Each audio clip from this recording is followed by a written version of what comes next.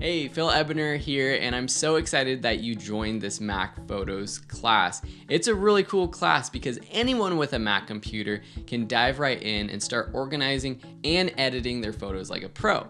So in this video, I just want to talk about what this course is all about, how you take it, and how you can have the most success. In the next lesson, you can download all of the practice photos we'll be using in this class, and then we're going to dive right into Mac Photos. You'll understand how to import photos into the program. You'll then learn about how to organize them and how to view your photos so you can find them as easy as possible. And then we have a big section on editing your photos, and I walk through all of the tools available in Mac Photos that you can use to make your photos look amazing. And I follow that section up with a complete series of videos where we do an entire photo edit, because in this class and in all of my classes, I'm not just telling you what the tools do. I don't just say, oh yeah, this tool does this, drag up and down the slider or click this button.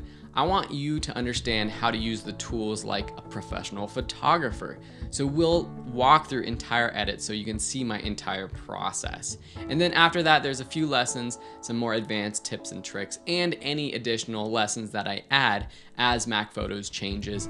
The way that you can have the most success with this class is to take action, to practice while I teach you, and to let me know how I can make this course even better. If I go over something too quickly, if I miss something completely, or if you have any questions, just let me know.